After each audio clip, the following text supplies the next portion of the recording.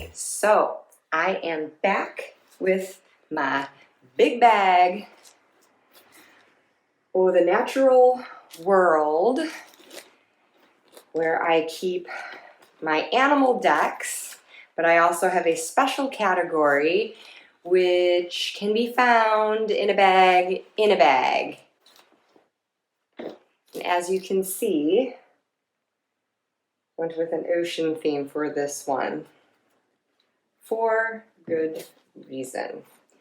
This is usually the bag that I will bring out in summer, July, August, when I wish I could be diving into a pool, wishing that UK summer weather would be nice enough to want to dive into a pool.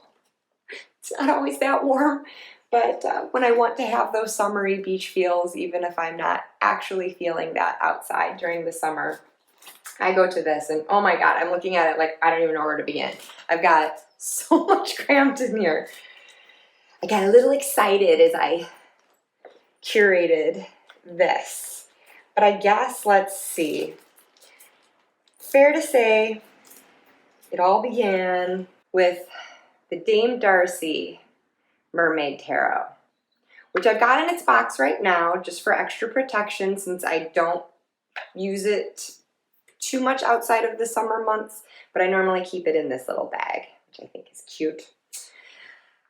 But I love mermaids. I do. And I love this mermaid deck. It is just kitschy. The artwork I think is like all over the place. It's not even consistent with itself. Like here's the magician. Look at his face compared to, say, this guy on the Four of Pentacles. I mean, it's not like a huge difference. But even like this mermaid versus this mermaid. I don't know. There's just kind of like a lack of consistency, but do I care? Not one bit. I love this deck so much. It's really fun. I don't feel like it takes itself overly seriously, and I mean stylistically it's just got its own thing going on. The words are all over the place on the cards. The alignment can be very kind of almost sloppy, I'll say, but like I said, it's just like, you know, this is the vibe of this deck. It's not apologetic for that. It's just what it is. I could see having this one out at the same time as my Tarot of Curious Creatures, just really being in that kitschy, quirky mood in the long, bright days of summer. So yes, that was my first mermaid deck, I believe. And because it is the particular style that it is and has that like very specific vibe going for it, I also felt, well, it would be good to also get a mermaid deck that sort of gives me the feels that I get from Disney's Little Mermaid. So this is the Mermaid Tarot, which I should have shown this from the start. I mean, how you can't get much more like Ariel and Eric than that, I think. But I love seeing the mermaids of the different regions. They're not all of the ocean. For the Pentacles suit, they dwell more so in the rivers. And you see this like incorporation of fairies as well. Oh, this is so sad and lovely, the Selkie. Even with like the swords going to more Arctic regions where they dwell among ice and snow. It's just really neat to see it not all look like under the sea as we're used to seeing it. But they get in these different environments. I think it's the wands that are more of a South Pacific vibe with all the volcanic activity.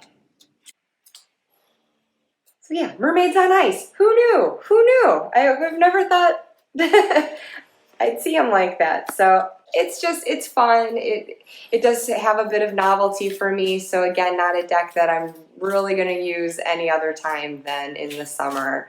But I still get the truth told to me. I still get there's definitely is some darker, more somber imagery in here, and messages can be delivered with a punch. And it's not all just like frilly and flowy and Disney. This is my bag that I use with the Mermaid Tarot. I had the Bee and Snake on Etsy, who also sells this one. I'm using this right now just to house my Mermaid Tarot book. I did have another Oceanic Oracle that resided in there, but I ended up rehoming it. I believe Oracle of the Mermaid, maybe? That one, the artwork on it was beautiful, but I don't know. There was just something with like either the keywords or even the guidebook descriptions, like something just kept falling flat for me repeatedly, and so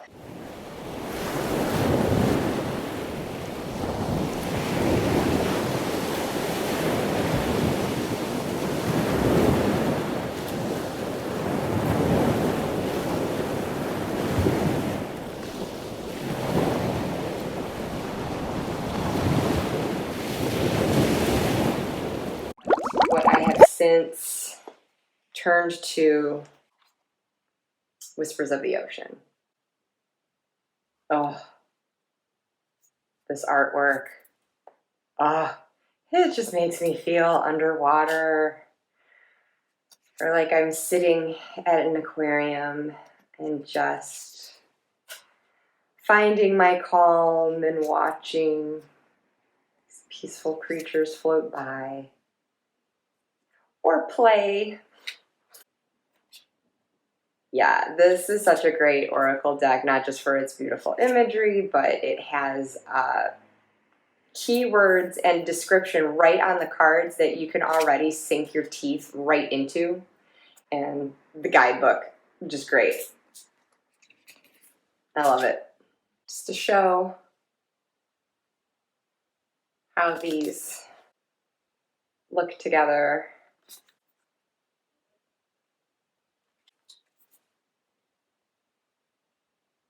Talk about just being swept away into a whole other world. Did I even show my bag for the Whispers of the Ocean? Because, yeah. Love it. Got this little bag with the waves. In this little one, I have the ocean counterpart to the mini deck that I had in my woodland collection that I shared in my last video. I think that was called the Whispering Woods. This is Sea Melodies. So as I had said about the one of the woods, they all have this back, and then it's just keyword, a little elaboration. But as I was saying about that other mini deck for the woods, it's not anything mind-blowing, but it's just a nice final note on a reading. Or if you're just wanting to pull one thing as sort of an affirmation for the day, it's just simple. And because it's so tiny, I can fit another deck in here, and my goodness, we've got the Tarot Siren. 2 Mermaid Tarot decks is not enough for me, clearly. I had to get another one. But of course, the different element that this brings to the table is the fact that it's a Marseille. So that's how I justify myself.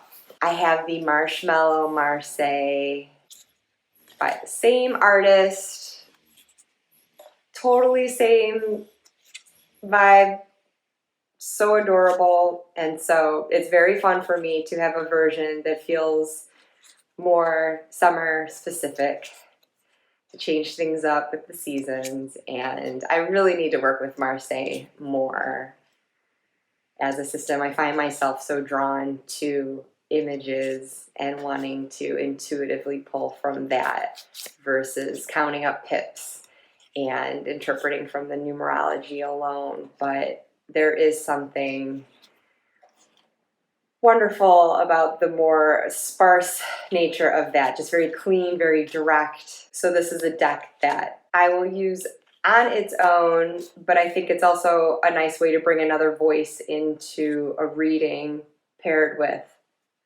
another tarot deck that's more along the lines of RWS and more scenic.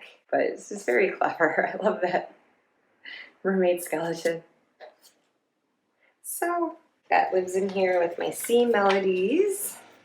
And I believe there is just one more deck swimming about in this bag. It also has a couple of different things going on inside. It's got 3 different things going on inside, if you can believe it. Just on a whim, when I was learning or trying to learn a bit more about playing cards, as well as Lenormand, this was a few years ago, I came across this playing card deck, and what I ended up doing was turning it into a Lenormand deck by picking out the playing card associations with the Lenormand cards, and apparently a silver Sharpie. I mean, this is like as crude as it gets, but like I have Crossroads written there, and then I attempted a little symbol for each one. Nothing fancy, but it gets the job done. If I want to supplement my readings with Lenormand, this'll do it. I hadn't found a mermaid Lenormand. Maybe there's one on the market now since I did this. This is the anchor. Nothing that coincides whatsoever with the images that are on it. But isn't this a clever deck? Like for the diamonds, as if they're shark fins swimming through the water. The hearts as crabs. The spades as fish. Oh, I had to modify this one. My deck actually came without a 10 of spades. And I did contact the creator and they apologized and said that they were sending me one. I never received it, so I don't know if it went to the wrong address or they just forgot or what. So I ended up taking one of the cards that isn't a playing card association with Lenormand and took a Sharpie to it, added some fish, wrote in the 10. I was trying to remember what the clubs were, but it's like there's whales and it's like the water coming out of their blowholes.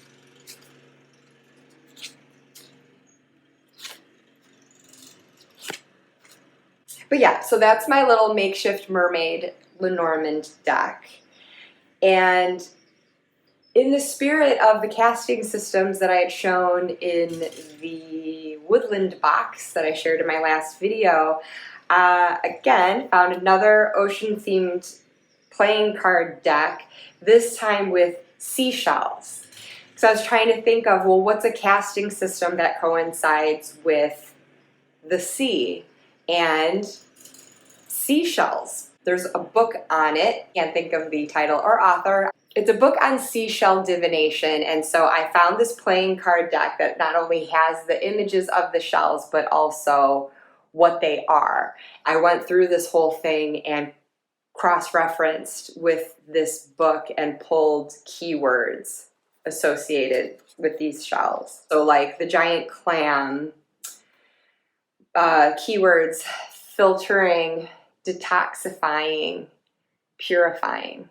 Almost all of the shells that featured in the deck I could find in the book. Not all of them, and I think that in that case I just intuited for myself, because when I was going through, I was kind of catching on to how certain shells came to have certain meanings. Sometimes it really was based on what the name of it was or if it resembled something. So I think I might have just even made up a few of my own. I could have collected seashells, tried to get enough of a variety of them, but this is easier. And instead of casting, I'm just shuffling. But it's really fun to be able to bring seashell divination into my ocean themed readings. Real fun. But speaking of casting, another option is charm casting, of course. So around the time that I was really getting into charm casting and compiling a collection of those, I stumbled on ocean themed charms and decided to make an entirely separate set of those. So my ocean charms include crab, lighthouse, fish bones, sand dollar, anchor, oyster, clams, seahorse, compass, octopus, palm tree, scallop shell, fish. Like, you get the idea. It's just, they're all, sorry, top down would be better for showing these, but just all in one way or another related to the sea. And on Etsy, at a shop based in Brighton, England, I found, this is for like role-playing games, like if you're throwing your dice. Snap the corners, and it becomes a little dice tray, which also makes for a great charm casting tray as well. It's small in size, but I don't have all that many charms, and I don't typically throw them all anyway. I'll usually just reach in and grab just a few of them. So this just makes for cute little charm casting, and I love the design of it so that it can just pack flat and I can stick it in this bag.